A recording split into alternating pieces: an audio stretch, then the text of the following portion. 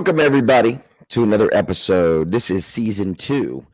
This is episode 3, and my guest today, I'm very happy to have him on.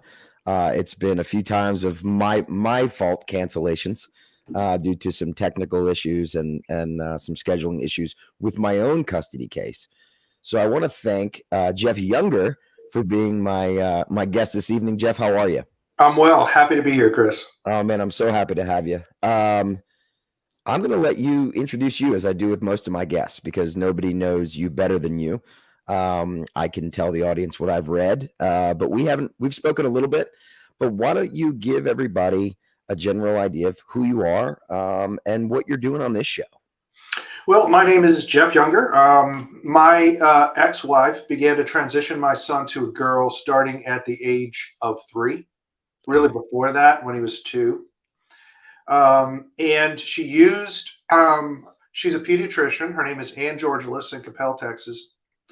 And she used her knowledge as a physician to manipulate and to carefully select licensed care experts to pry me out of the home and out of my children's lives. And she's had a welcoming experience in court. Judges have helped her all along the way to transition my son against my consent.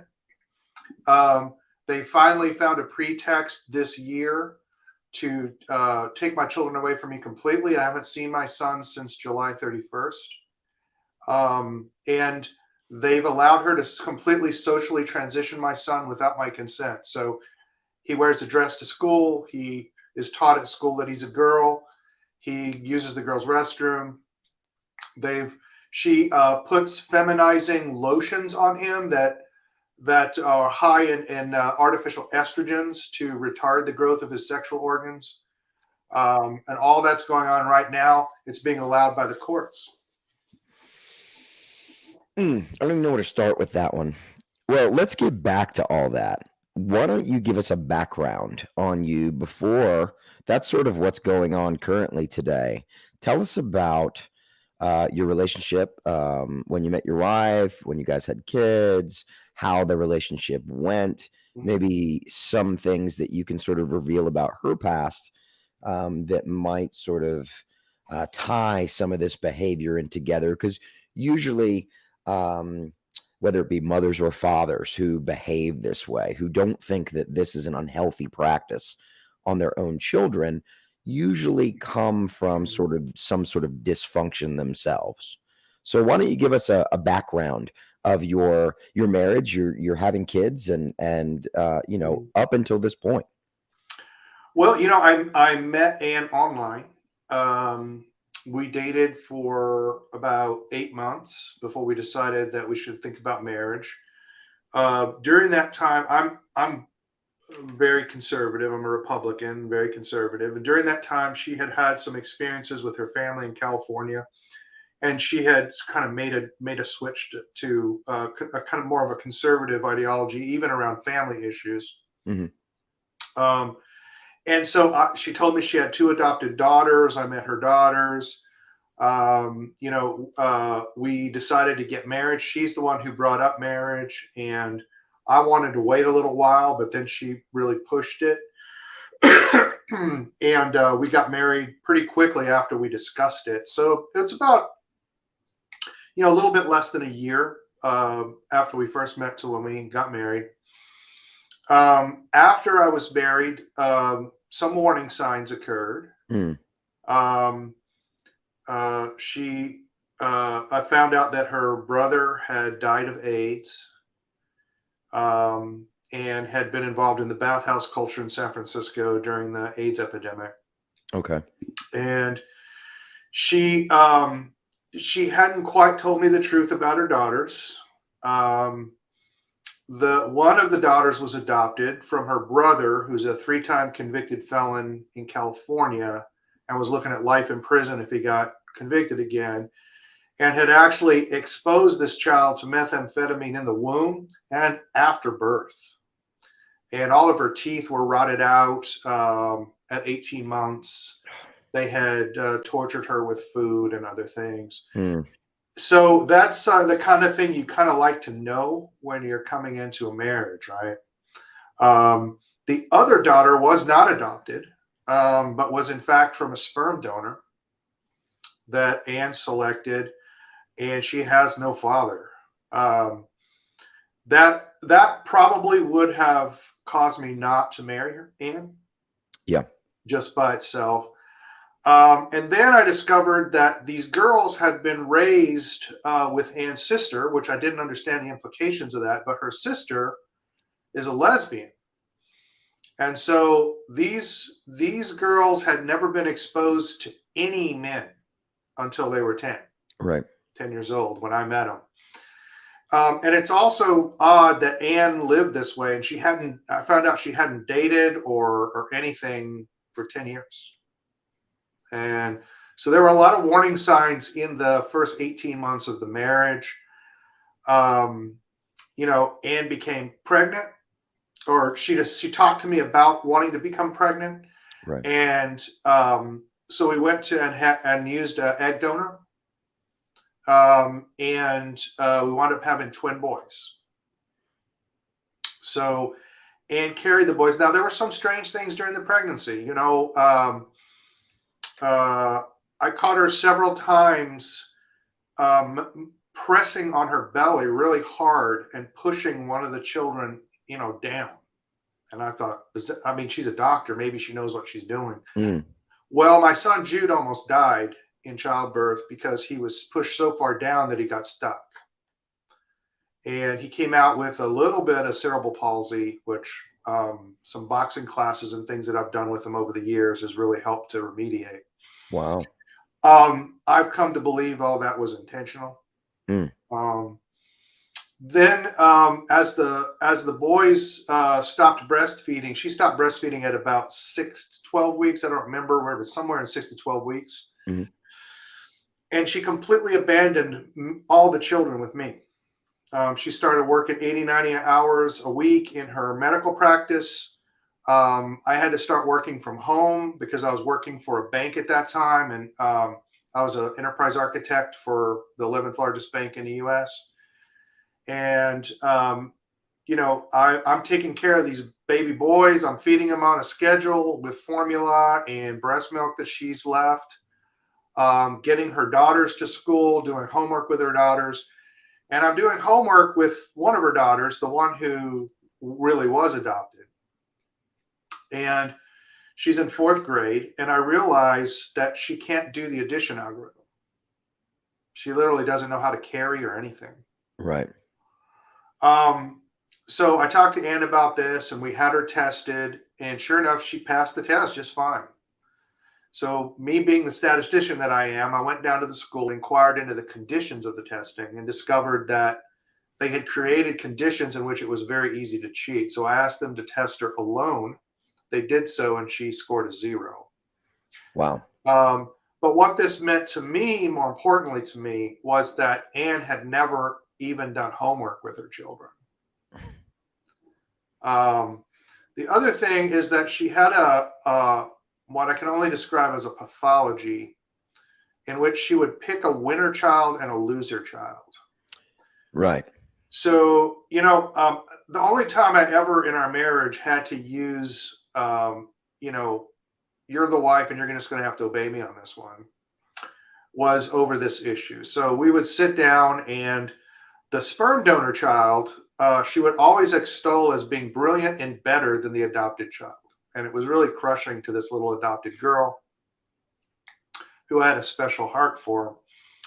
And so I put a stop to that. And that really upset Anne, by the way. That really upset her. And I think to this day, she still holds that against me. And this plays a part in her anger towards me.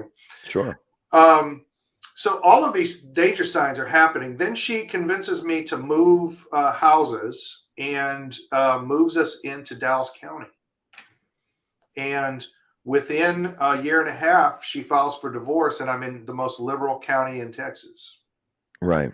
In court. I moved a mile up the road. We had 50-50 custody. And if you go out on YouTube, your audience can just search for "Mommy Says I'm a Girl." That video went viral. And there are tens of millions of views of that video on many, many channels. I'll look it up. while you're Okay. talking. And that is the first time I realized what she had in mind for James. It's James telling me that mommy is teaching him that he's really a girl. Yeah. And he's just past his 3rd birthday in that video. And, I inquired of Ann, are you teaching James that he's a girl? And she said, yes. And got that in a text. So we go through this divorce. And of course, we get a custody evaluator. They're psychologists, right? Mm-hmm. And psychologists are approximately at the level of witch doctoring or perhaps a bit lower than that. Yeah. I mean, So depending on who they are. Yeah. Yeah. So this man, he is a truly awful person. Listen to what he did. His name is Blake Mitchell, and he operates out of Frisco in Dallas, Texas. And he's a custody evaluator in the courts in Dallas County, Collin County, even in Denton County. The man he's a terrible liar. So I showed him this video. Mommy says I'm a girl. I gave it to him in on a thumb drive for his report. Okay. He charges me $30,000 for this report. And in this report, he says that I made a false accusation of my ex-wife that she was tampering with James's gender identity. Even though there's this video right there. Yeah. And I think I got this video here. There's one with you speaking with Jeff Morgan. Is that? I don't think that's the one. No. Okay. Hang on a second. I'll see if I can I find see. it. Is it under hashtag Save James? Mommy says I'm a girl. 2 years You ago. just go to YouTube and just search for it. It'll come up. Okay. Oh, I see it here. I believe this is the one. There's a couple of them in different clips. It went to many, many channels. Mm-hmm. Yeah, it looks like the one that said Save James, hashtag Save James. Mommy says I'm a girl, proof of child abuse. Yeah. That one's probably looks like. Let me work on that one. I'm going to pull that one up while you're chatting real quick. So I have this video proof that she's teaching my son that he's a girl, right? And he asked me what my top 3 concerns were, and my top concern was that she's tampering with James's gender identity. He said that I had made a false accusation against her that she was tampering with his gender identity, and on that basis gave me less than standard possession and took my children away from me. So is this one right here? Can you? Yeah, I think that one will have what you need. You want me to click on that one real fast? And let's listen to that one and let the audience hear this. Your work can feel much smoother with Monday.com WorkOS.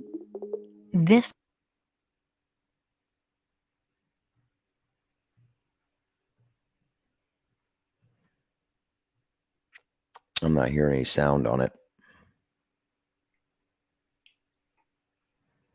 I'm not sure why, because it's not muted.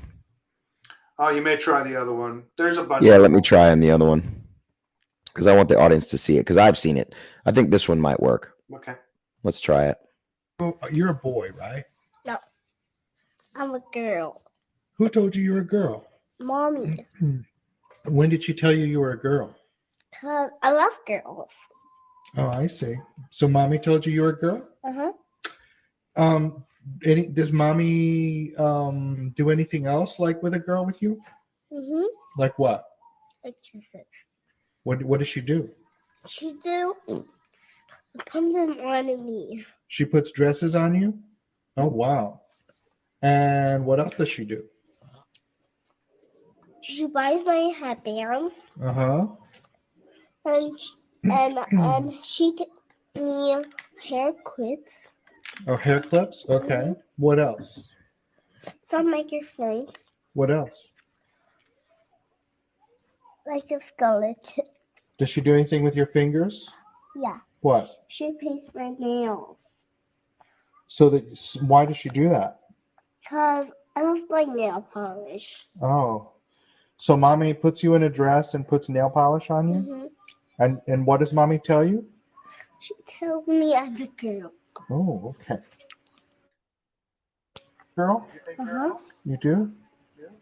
Is that why you wear this, so that you can have long hair? Mm-hmm. Okay.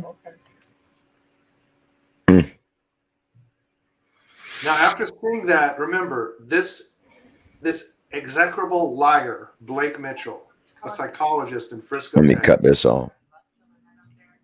All right. Sorry about that. YouTube. Go ahead, Jeff. Keep in mind that after seeing that video, this liar, Blake Mitchell in Frisco, Texas, this psychologist who works for the courts here, said I made a false accusation against Anne that she was tampering with my son's gender identity. And that video nowhere appears in his report. Of course not. Completely out. That is the kind of people that work in the psychology community in the state of Texas and in the courts. They're all liars. All of them are liars. Every single one I've met has perjured themselves in court. And thank goodness for me, I have actually been able to prove it over and over again. So they just keep getting another liar psychologist to come in and onto my case. And I just keep proving that they're all liars. Who's bringing in the so far in my case? I've had 1, 2, 3, 4, 5 psychologists. All of them have perjured themselves, and I've been able to prove it. where are they getting these? Lawyer, her attorney is what? I'm sorry, you cut out on me there. Who's bringing in the psychologist? The court is ordering these psychologists for me to go to these psychologists. At no time have I ever once been able to get an independent psychological evaluation of my son. The court has prevented me from doing that for 7 years now. What they're doing is they're picking psychologists like Blake Mitchell, Benjamin Albritton, Dr. Susan Fletcher out of Frisco. They're picking these psychologists specifically to deliver what the court wants, and it always requires them to lie in every case. So what have they done with you at this point? So here's what they did to me. Yeah. So they put me under a gag order. I want you to listen to this gag order. It's very unusual because this gag order does not prohibit me from talking about my case. Have you ever heard of such a thing?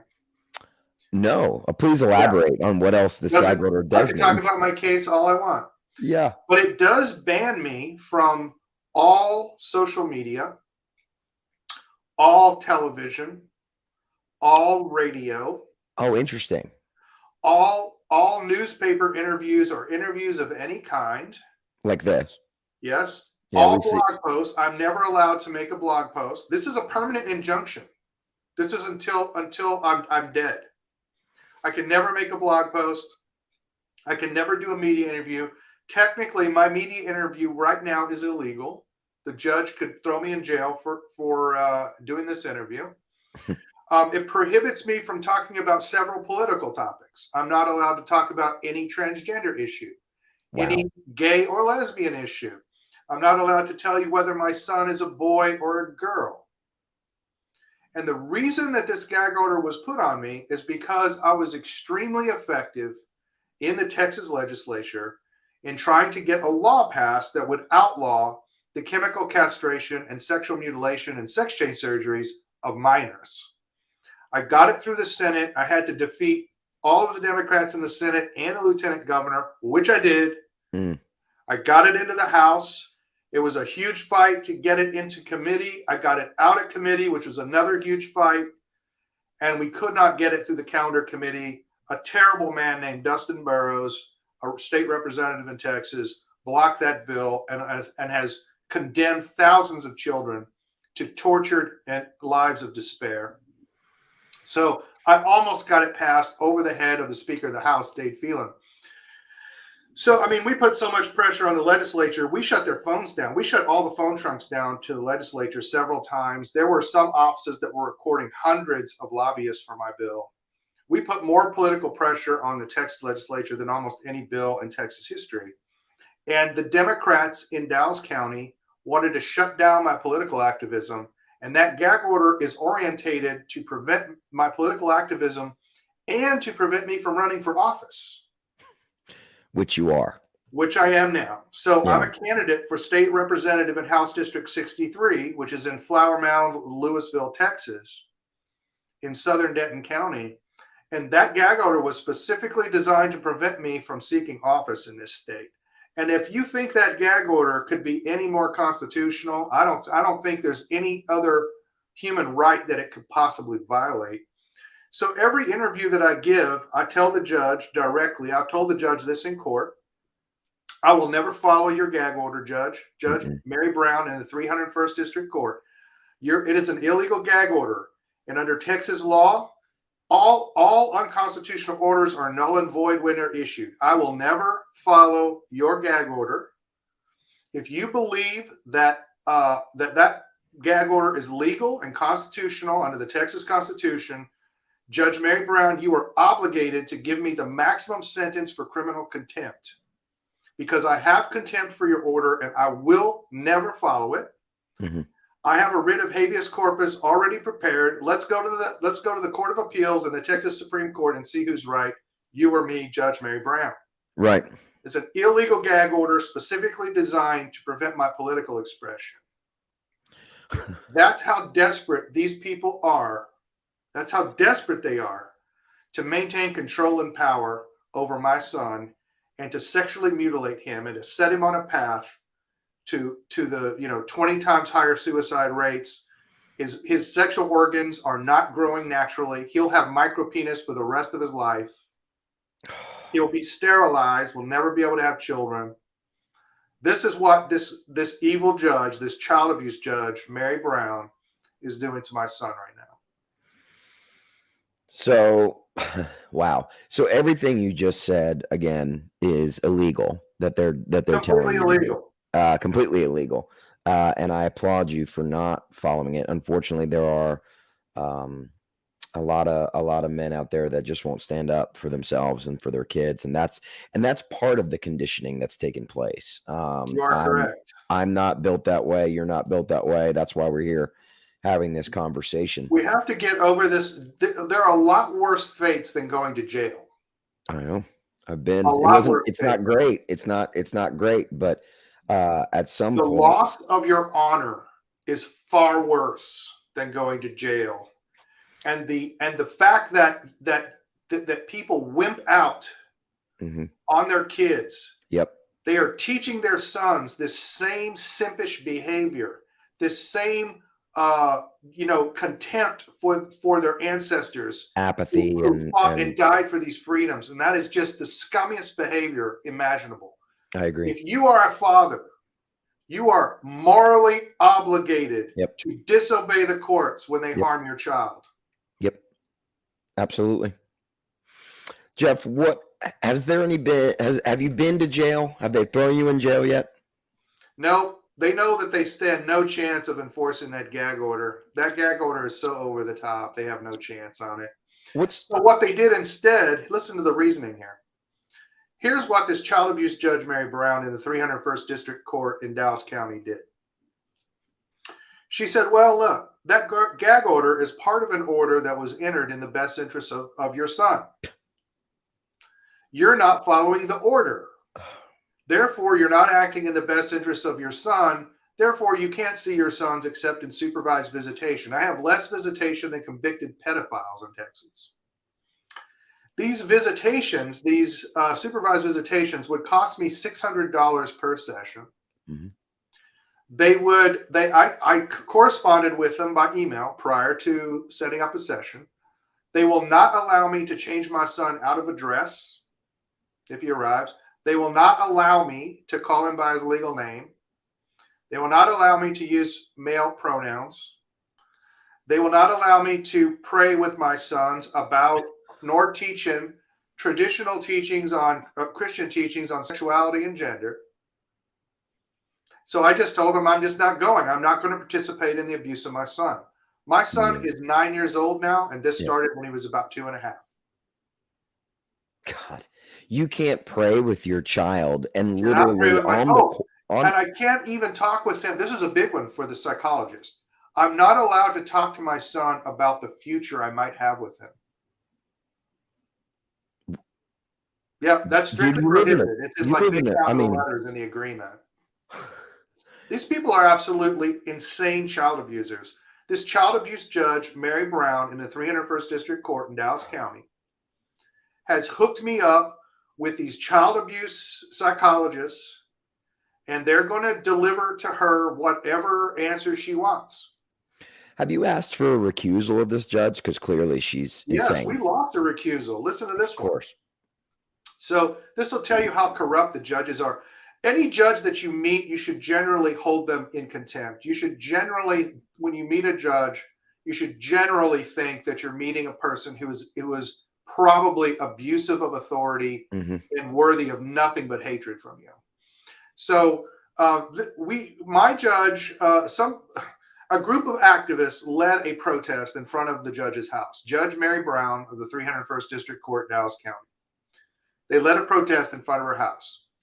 During that protest, her husband, a lawyer, a member of the bar, came out, cussed all of them out, flipped them off, all this stuff. It's all on video, okay? Opposing counsel accused me of leading that protest, which she said is an illegal ex parte communication with the judge. So here's the deal. That means that her husband is now a fact witness to crucial material facts alleged in the opposing counsel's brief.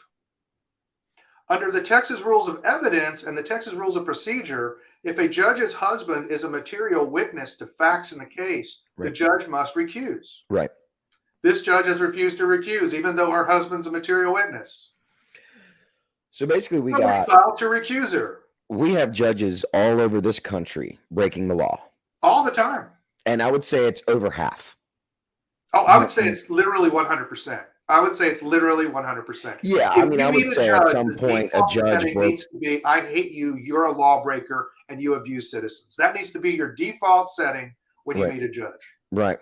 No, I mean, I agree. I really haven't met a judge that I didn't see where they had either been disrespectful or broken the law. It doesn't mean they didn't do some good things, but they violated their oath. They broke the law. They treat the courtroom as their own kingdom to make their They own do. decisions based on their own feelings, and they're ignoring.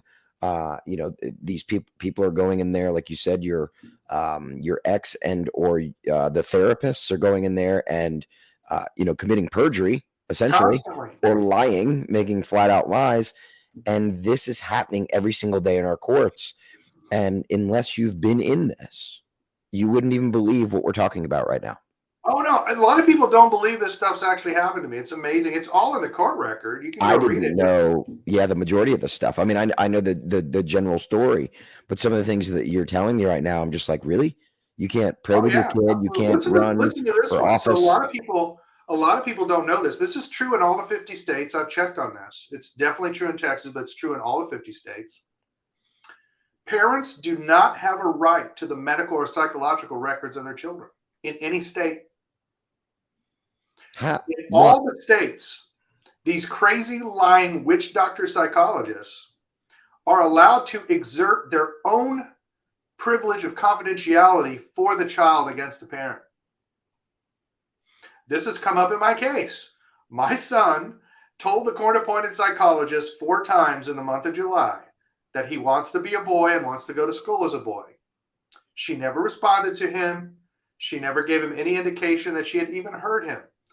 So the next time he went, he took his Apple Watch and recorded the conversation of him telling her this. When she discovered she was being recorded, she flipped out, called CPS on me, and we had this major hearing. So we get to the hearing, and she submits a 1-page report that nowhere mentions that my son said he wanted to be a boy and wanted to go to school as a boy, and further asserted a privilege of confidentiality, so I cannot get her treatment notes to prove that my son said that. Where have you gone outside of the court system to have this investigated? Because this is absolutely probably besides, like, I wouldn't even say besides, I would say in addition to, and this is even stems on a little worse, Cash Jackson, and some of the other stories, but this is the craziest thing that I've heard. It's not even just about custody.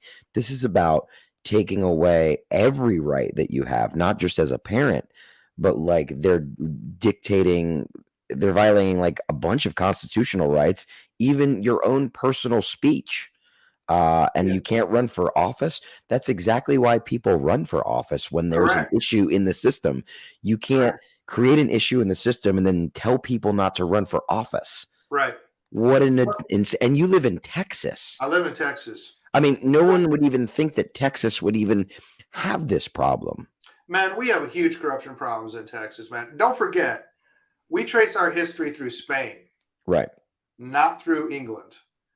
And if you know anything about the Spanish juridical system, it was very corrupt. Mm-hmm. Okay. So here's what I've come to.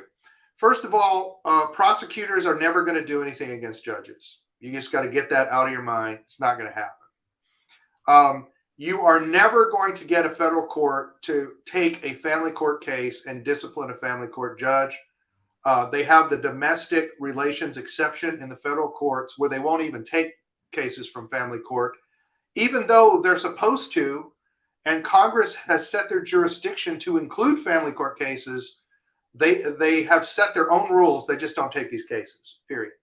So you're not going to get any relief from a federal court. So they're You're not going to avoiding. get any relief from federal law enforcement on color of law violations by judges. It's not going to happen. You're not going to get any relief from the higher courts because in most states, Texas included, interlocutory judgments are not appealable in family court.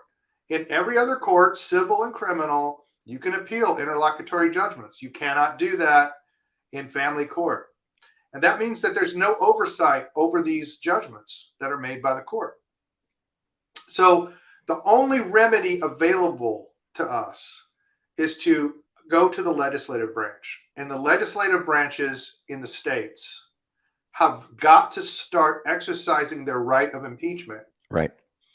They have got to start overseeing the judiciary, which has become a mechanism of tyranny over the people. And that's why we have a legislature. Yeah. Represent the interests of the people. The courts have become more powerful than any other branch, and they're acting alone. That's right. And this is where we can definitely say that the founders who wrote the Constitution were totally wrong.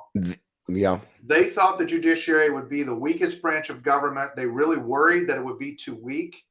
It's by far the most powerful branch of government. Without oversight. There's no oversight. One of the reasons that I'm running for office, and you can go to jeffyoungerfortexas.com and find out more about my, my campaign. But one of the big things that I'm running for is to reintroduce into the culture of the legislature the idea that we should impeach judges for bad behavior. Yes. And judges can be impeached for bad behavior. Mere bad behavior is enough to impeach a judge. It doesn't have to be a crime. Mm-hmm. Okay. I have also talked to all the three governor candidates in Texas who are running against Abbott. Yes. All of them are in favor of impeaching these judges for bad behavior. We just had a recent, very terrible ruling in our Court of Criminal Appeals. Texas actually has two Supreme Courts. The Texas Supreme Court is for civil cases, and the Court of Criminal Appeals is for criminal cases. So we have two separate Supreme Courts, one for civil, one for criminal. The Court of Criminal Appeals just a few weeks ago ruled completely against the letter of the law and the spirit of the law for a bill that we passed last year in March. And it restricts the Attorney General from prosecuting election fraud cases. Gee, wonder why. Mm. So, and it's completely against what the law said. The law is very explicit. It's a simple law. It's not even a page, okay? So, I've talked to all the governor candidates in this state. I've talked to other legislators. We're going to impeach those judges. Yes. On the criminal Supreme Court of Texas. They have got to go. We expect when we pass laws in the legislature that judges will follow both the letter and the spirit of the law. Once they are, yeah, well, and like you said, the spirit of the law. That means, the reason we gave judges discretion is to give them the power of the spirit of the law, right, not to give them discretion to do abusive things or make poor choices. The discretion is to interpret the law and use their best ethical, moral decision making, and that's not what they're doing with that discretionary power. And really, until they learn to use it properly, we need to remove that as well. We need to remove immunity. Once No one should have absolute immunity No. from government. No one. That's ridiculous. Absolutely no one.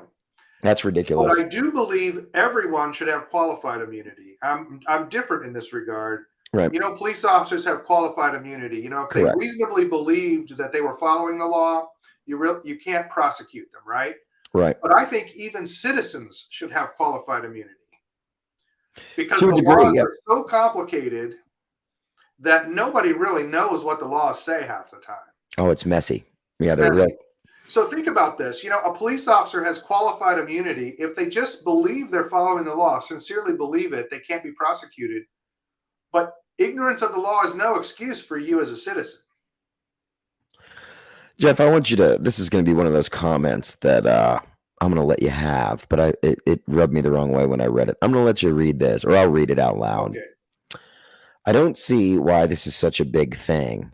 If or when that child gets older and decides that they want to change their gender anyway, why make a big thing of it if it makes that person comfortable?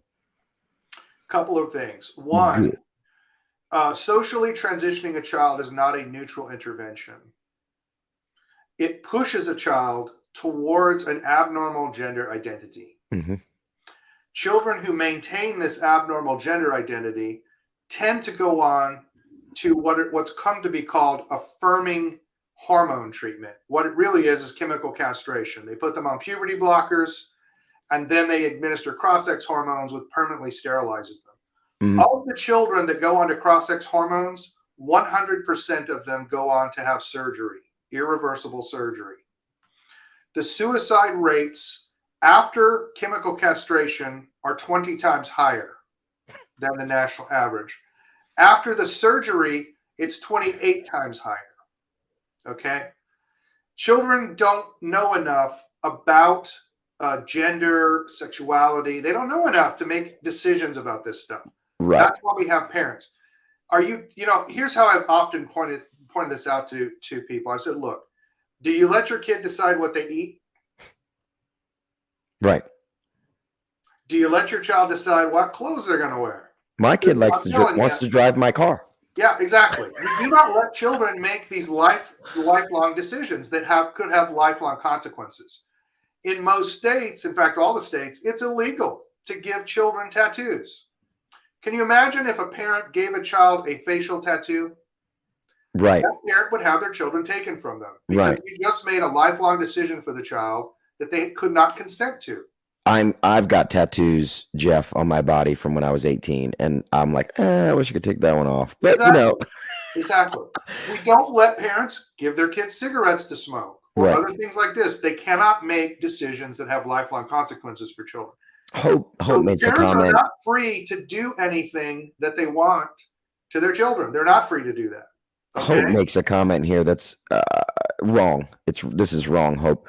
Male brains do not even mature or develop until 25 or so. What she means to say is that typically men reach the peak of maturity around 25. But to say that our brains aren't mature and or developed is ignorant. Please research stuff, Hope. I don't know if you know Hope, Jeff. I do not. Comments like that are just, you guys, oh my God. Yeah, some of these are. The male brain takes longer to develop, but it's also true that the median IQ of males is higher. Right. And the male, you become male. All brains of a fetus begin as female brains, and you become male. Wow. And it takes longer for men to develop. So, but yes, this is a crazy case. But beyond it being a crazy case, it's a case that's coming to your neighborhood. Yes. These practices are coming. And the practices of the psychologists in my case are not unusual in family court. Jeff, at this point, what is it that you do to manage this situation? Because not only are you dealing with a custody case, let me ask you this. When's the last time you've spoken to your sons? July 31st. That was the last time you even spoke to them? I'm not allowed to have even electronic communication with them. Wow. Well, that helps with the abuse and isolation now, doesn't it? Yes, it does. It's easier to get things going if we just remove you for That's no exactly what reason. this child abuse judge, Mary Brown of the 301st District Court in Dallas County.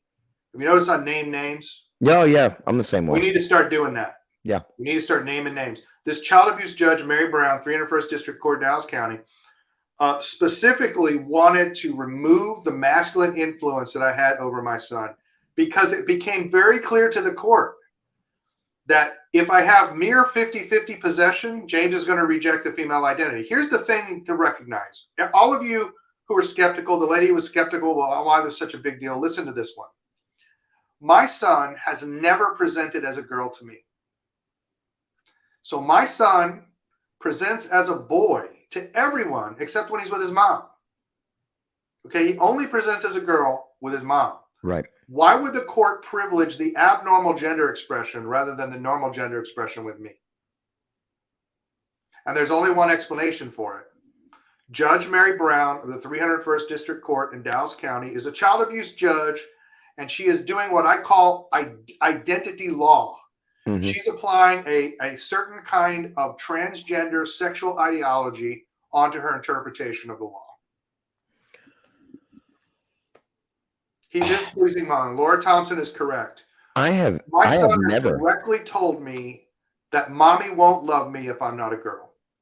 He's directly told me that. And that's part of the alienation aspect. That's that manipulation. That's Yes. that, trauma bonding. Kids at a certain age are fearful that they're going to lose the love of a parent, and they Yes. don't want to. They want approval from both of us. That's right. What happens though is they're going to seek the approval of the one that they're with most of the time, which is why they've removed you Yes. and limited access, like fathers like me who only get every other weekend, so that they can, condition these children, control the narrative, isolate them. You're right. Do your sons? So it's just your one child that she's doing this with, right? Correct. Remember, she picks a winner and a loser child. Okay. James was selected. He's the winner, which is why we have to make him female, right? Because females are winners and males are losers. She has some weird thing about sexuality. She told me after she'd had a few drinks one time, this is about in our third year of marriage, and it really freaked me out. She told me that she made her brother gay, that she would give him gay pornographic magazines, and then he went on to die in the AIDS epidemic, and she just started bawling when she thought about her responsibility for that. Mm-hmm. So I think there's something to her. I honestly believe that she is a high functioning sociopath. Yeah.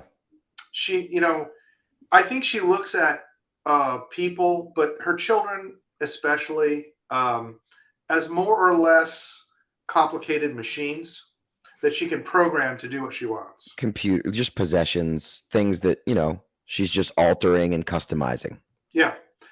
I think you're right. No parent should be allowed to transition a child from the socially normal gender identity.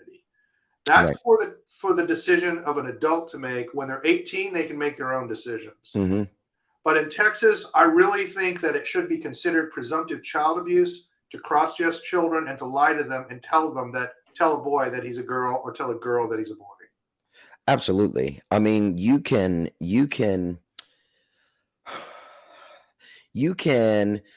love your child and talk to them about maybe questions or thoughts that they have without nurturing or feeding an unhealthy ideology. Now, that doesn't mean that as the child gets older, look, I have nothing against gay people or anything. No. Honestly, if you're a good person, have at it. But at the same time, let them decide, like you said, later on, and support them later on. But to do it, what age did this start, Jeff? 2.5. That's insane. That shouldn't even be a thought to a child. She used to put my son into timeouts. She would put my son into timeouts and say, the monsters only eat boys. Don't be a boy when the monsters come. I mean, right there. That's all you need. It's psychopathy, man. I don't think you need to even have told me Only anything else. psychopaths would do that. Only. Yeah. I mean, Yeah. psycho, socio, I don't know the key differences to every single one. I know they're all in the same family of, I mean, cuckoo it's for just Cocoa completely Puffs. whacked, and the courts just don't care. That's what I've learned. That the courts just don't care about my son. They don't care about him having an opportunity to grow up with a chance at a normal life, which he only has with me. Yeah, So I would agree. I I agree mean, with that. the courts just don't care. The higher courts don't care. They're not willing to supervise these lower courts. You go up on mandamus in these courts, and they won't even hear your mandamus. The bottom line is that the worst people in the government are judges. They just literally don't care about killing children, abusing children, and condemning children to lives of despair. They don't care. Sadly, in my experience, and not to say that there's probably not a decent judge floating around, a few of them, but few and far between. I have a wonderful judge here in Denton County. I mean, I worked on his campaign. He's a good guy. Yeah. He is a good judge. He actually invites people into his court to come observe the court. Wow. I mean, judges do that. And we all should be doing that. Yeah. I mean, he'll say, look, I'm ruling on an issue that is going to create precedent in contract law for these kinds of businesses. Y'all should come watch the closing argument so you understand what's at stake. How many judges do stuff like that? That's great. So there are some good judges. I'm saying in the main. I'm saying your default setting when you meet a judge is that you're looking at somebody who really hates kids. Yeah. So you're running for office. What district are you running for? House District 63. It's the southern part of Denton County in Texas. Okay. Would that be your advice to, parents like myself and others out there who are watching? Do you think that is the avenue for change? Is not for voting, unless you have 3 gubernatorial candidates that are all on top of the shared parenting aspect. They all are, which I would assume they're also supportive of your anti-transgender of children. In favor of it, yeah. In fact, they don't really see these problems as separate. There's one big problem. It's the destruction of the traditional family. Correct. And the removal of fathers from families. That's the fundamental problem. And they all understand that. But what makes them, talk about that in a campaign? Let's talk about where power is actually exercised. It's not in the vote. Okay? Right. What happened was I met with these candidates and I explained to them the simple facts of this. I said, you saw the political power that I could produce on this transgender issue. I said, do you understand that the abuses of the courts in family court are so huge that it has forged millions of men into a political identity group? Mm-hmm.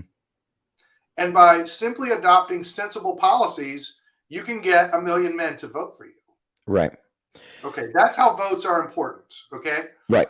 But when you get to the legislature, it turns out you can't hardly get things passed. So what you have to do is look around where you live, find out how political power is actually exercised, and seize power. Right. So for me, that meant working through the Republican Party. I worked at the grassroots level in all the counties to get gender modification of children put 3rd highest on the Republican legislative priorities. What's above that? Securing our border. We have a massive problem in Texas with border security and election integrity. Okay. Fair enough. I mean, those all are 3 should be, they got to be. They're all huge. Yeah, they're all very important. But shared parenting needs to be up there. Yeah. Okay. So we need to work at the precinct level and the county level to seize power inside of these political parties to get our issues, dealt with. Then we need to create an infrastructure for us to win in primaries and to take power in the legislatures and pass the laws that we want. The bottom line is we're not going to persuade these legislators to do it. If we were going to be able to do that, it would have happened 20 years ago. We have to go into the legislature, unseat these people, seize the means of political power, and enact the legislation that we desire. Do you think that this is, you said this is an attack on the nuclear family. I mean, obviously you can see it over the last, 40, 50, 60 years with all the statistics. Um, is this, in your opinion, and I've done some research myself, basically how to create a socialist or communist country by destroying the family? Yes, it's how you can do that nonviolently, Hmm. right? So there's a really good book. It's a very disturbing book, but there's a really good book you can read called "The Authoritarian Personality" by Adorno. And these are people in the 40s and 50s, and they're wondering how that they can undermine the traditions that underpin the right wing. Right. And this book is an extended psychological analysis of the right wing personality, which they define as just anybody that wants traditions. Okay. And Yeah. then they develop an entire political program around using those psychological dispositions to defeat the right in politics. And one of the big things they talk about is, altering family relations, Hmm. preventing hierarchies in society, um, tearing down the control that parents have over children. Hmm. If you look at public schooling in America today, it's marketed to moms Sure. as 7 hours of leisure. Sure. It's a daycare system, a free daycare system for moms.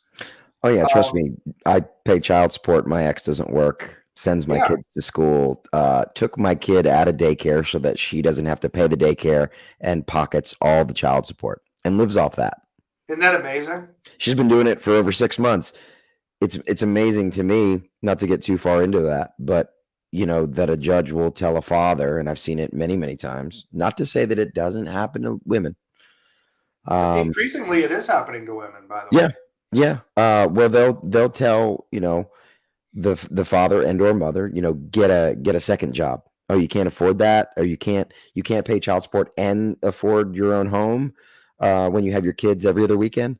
Well, get another job. But meanwhile, you have people who literally are not being told that they even have to work. No, you're right. And I've been told this directly in the Texas State Capitol, in the juvenile committee. I've been told by legislators, we will not even consider any legislation that would have a negative effect on single mothers. Has nothing to do with the children. I don't know if they realize this, but they're creating an epidemic of single motherhood, and Yeah, and they we do, know and it's that intentional. 90% of welfare recipients are single You moms. are correct. I mean, how many statistics do we need to show them that every idea that they have is terrible? They know the facts. Look, these are not unintended consequences. This is what they want to happen. This is what they want to happen. They want to break down the sources of authority in the family, and they believe that if they can accomplish that, that they can break down all the sources of political authority, and they can seize control of this country and do whatever they want. So And actually, they're correct.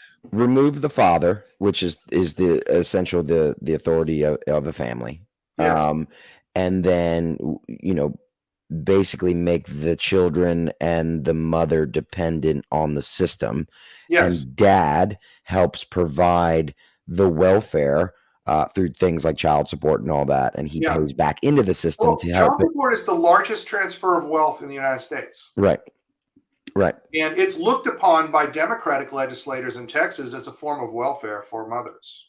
It is. And that's exactly what it is. That's what I call it. Child support is really just welfare for the mom. It's amazing how fathers will be called deadbeats while we have mothers out there that are literally living on food stamps, child support, There's an not entire working. Yeah, there's an entire culture of denigrating everything from men. And the Hmm. basic principle behind it is that men have responsibilities and women have rights. Right. And the idea is to remove all responsibilities from women. Even like I mean, this has nothing to do with this issue, but it's very illustrative. Right. I'm a in my race for House District 63, I'm the only candidate that Texas Right to Life endorsed. But if you look at the abortion issue, abortion is 100% decided by women. Sure. And they've figured out how to spin it, right? It's their body. Yeah, so that they're victims of their own decisions. Okay. And every abortion is the result of a man victimizing a woman. And it's just preposterous that we don't believe that women have moral agency. And that has to change in the law. Are you familiar with the studies from the United States Sentencing Commission? No, please elaborate for us. The United States Sentencing Commission has been conducting longitudinal studies since the 60s, early 60s, on disparities in criminal sentencing throughout the United States. Mm-hmm. And one of the consistent things that's never changed in their report is that the differences between male and female sentencing are greater than the differences between the races. So wow. People say, well, black men are sentenced longer for crimes. So it's gender. That's actually sex is the greatest difference. Women get a 30% sentencing discount for exactly the same crimes. Wow. I mean, it's down to this level. Like Texas prisons, women's prisons have air conditioners and men's don't. I mean, it gets 120 degrees at night in men's prisons. Do you have any, in your opinion, I've thought about this as we've weakened the family, and what we've also realized is that young girls who grow up fatherless are easier to traffic, yes. And are easier influenced. They get pregnant sooner. When you get into like, and this goes a little deep and a little dark, but obviously we're seeing in the world today, between judges and politicians and celebrities, there's a lot of like pedophilia going on. There's a lot of underage child trafficking, everywhere. And it's people in power that are doing this. When you're destroying the family, you're also making women more vulnerable to predatory men. Correct. I mean, that's, as I thought about the other day, I was like, well, if all these women are, again, that's not a bug. That's not a bug. That's a feature of the system. It's designed to victimize women. It's specifically designed to do it. It's to prevent the protection that the husband would normally give to his wife. That's exactly what it's about. Right. Now, the common refrain you'll get from a lot of women is, well, what about abusive men? Well, the crime stats are just so stark. 99% of violent crime has a male victim. Women are a tiny proportion of violent crime victims. Oh, okay. I see what you're saying. All crime is male on male. Mm-hmm. Right? Yeah. And so when you look at it like that, you kind of understand, men are much more likely to be murdered than women, for example. Mm-hmm. So there's a whole way of looking at these things that just does not accord with this victim mentality. I don't see women as inferior to men, and I don't see them as victims. No, and they're different. I don't even think that view is compatible with any sensible view of history. Right. Right. So I'm treating women as though they are responsible moral agents equal to me. Mm-hmm. And this is very controversial today. This is very controversial because we live in a world where you get power by being part of a victim class. And again, we're always talking about equality this, equality that. Well, guess what, ladies? There's a lot of things that we do that you don't have to. There's a lot of things that Thomas Sowell has written about this quite a bit, right? Men, yes, you have the babies, and we appreciate it because we love our children. And I don't know if I would volunteer to have kids if I had that ability, but there are a lot of things that men do on a regular basis in society that women don't have a responsibility for. Men, a lot of women are not willing to talk about that. They're just not they don't understand the responsibilities that men carry in the world. But we really went off the rails when we started talking about equality of the sexes. Oh, sure. We should not be striving for that. We should be striving for equity among the sexes. In the sphere that women control, that are women's responsibilities, they should have the rights to enact their will because they have responsibilities, right? Right. Where men are responsible, they should do that. And this is part of my problem with liberal discourse in general, right? There's a weird. Well, let me stop and address this. No one has ever forgotten that, Laura. No one's ever forgotten that, and the proof of that is that there are giant government agencies that exist specifically to make men pay child support when they have babies. Mm-hmm. So no one's really ever forgotten that. What's happened is we have forgotten that men are valuable in the family. Right. Not disposable, as Dr. Yes, Warren that's Farrell right. has brought up, is that culture and society is changing to where, it's always been that way, that men are disposable. We send us off to war to die. We do all these things. 98% of all war dead, including civilians, are men. Yep. Okay. And I mean, I'm all for, ladies, come get your equality. Come have some. We should not. Women don't want equality, and quite rightly so. What they really want is equity.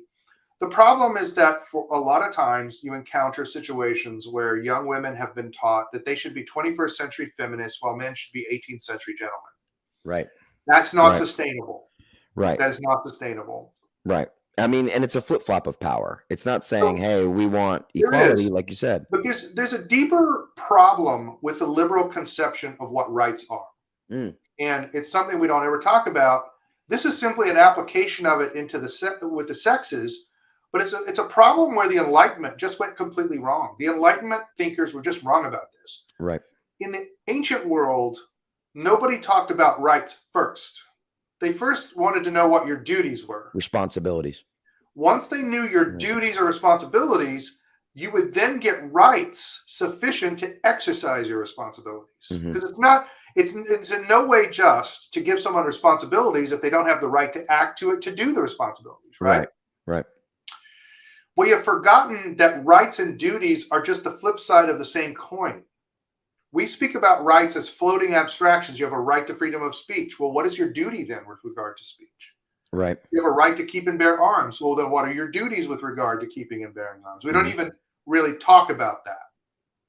So when we talk about equality between men and women, we would have to say that men and women have equal responsibilities and duties before we could ever have equal rights. And that's just never going to happen. It's not even possible. It's not even desirable. So what we have to again go back and say, well, then what are the duties and responsibilities of mothers? What are the duties and responsibilities of fathers? And give each the rights concomitant to their duties. I agree. It makes that makes too much sense. Yeah. None of this is hard. Tell us what. So you have when's your race? I mean, you're in it now. So on March 1st, with the Republican primary will be held in Texas.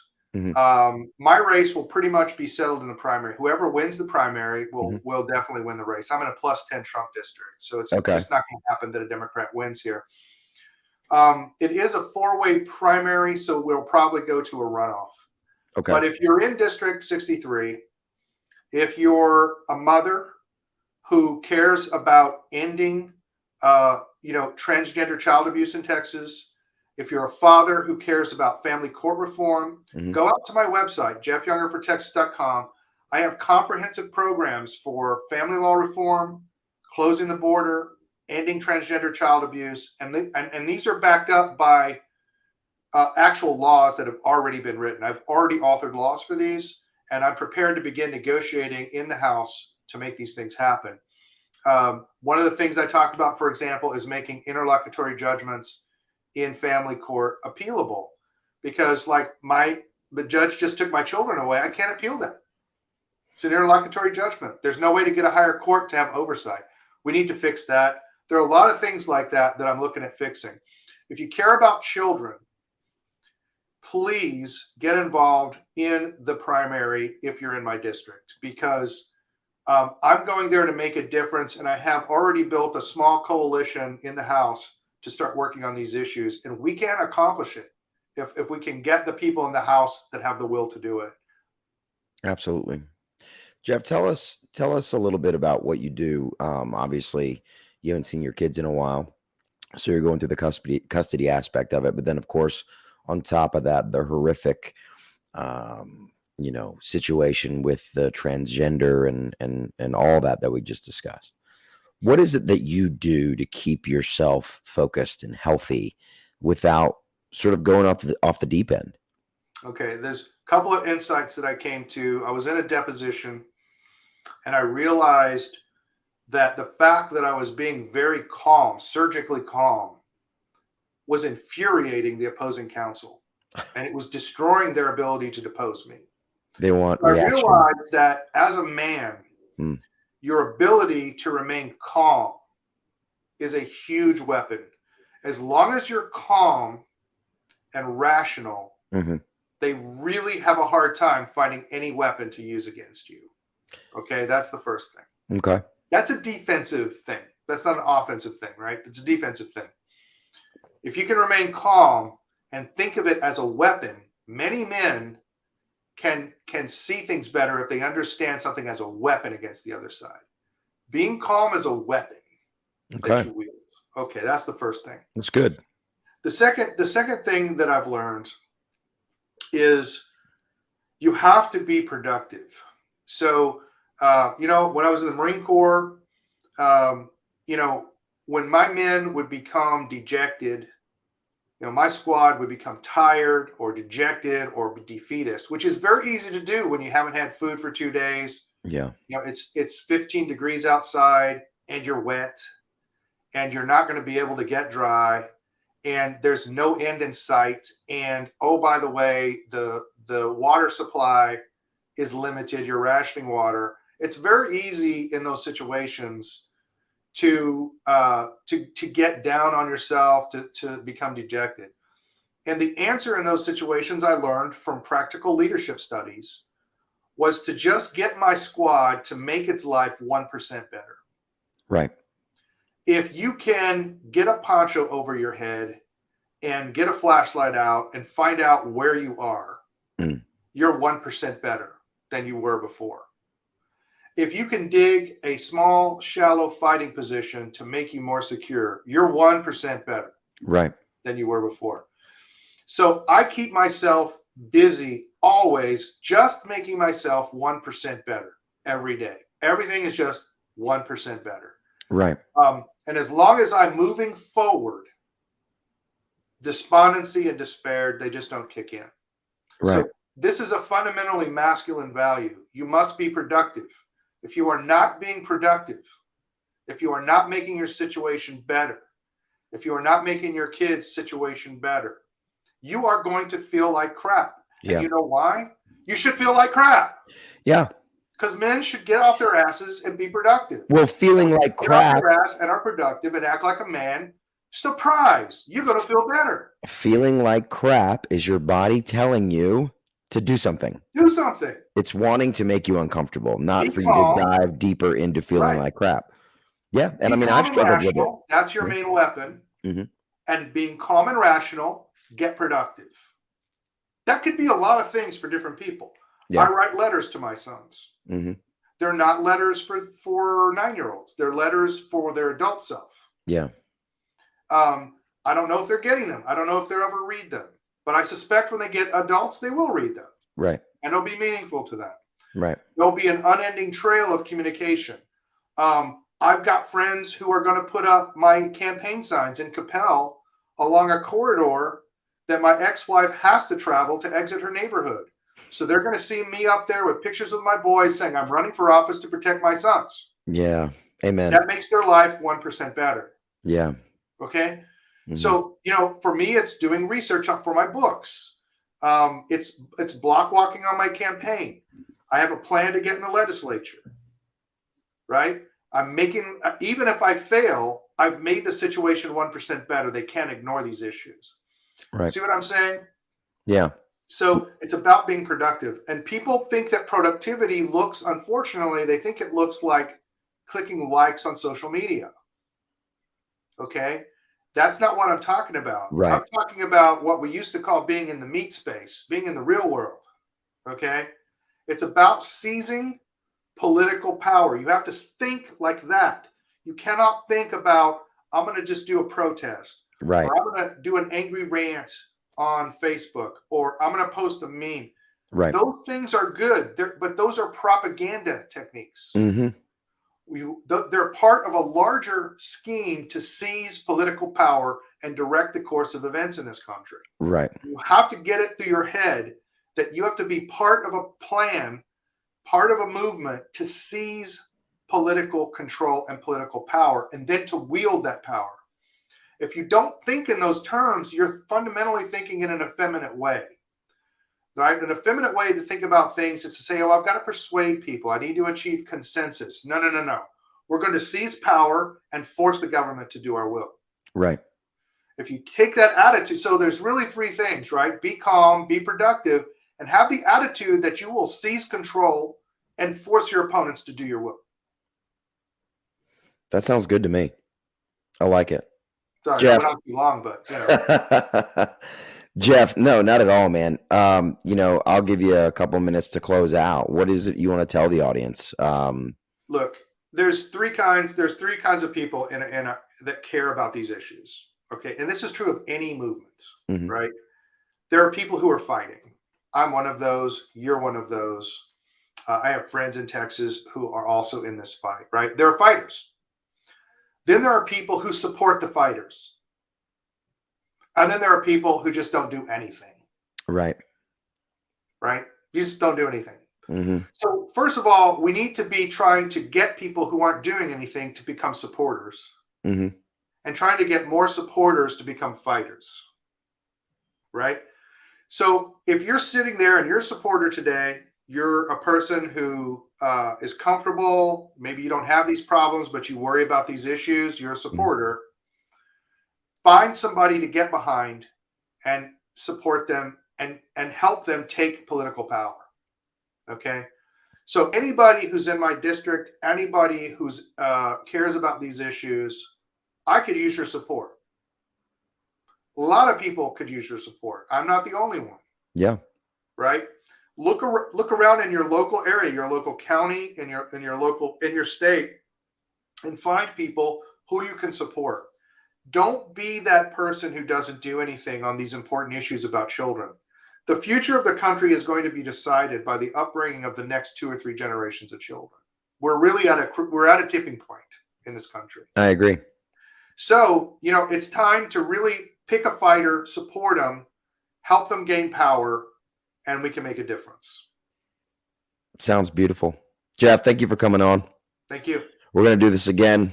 Guys, go to jeffyoungerfortexas.com. Show your support. Jeff, is there a place they can donate or volunteer Oh, on yeah. the You'll website? see, you can sign up for my email list, and I'll invite you to all my events, and you'll be notified of everything that's happening. There is a donate button, but I'm not really asking for that so much as for you to get involved and help. Absolutely. Volunteer, help. Jeff, have a wonderful evening. Guys, thank you so much for listening, and we'll see you next time on We the Parents. So long. Bye now.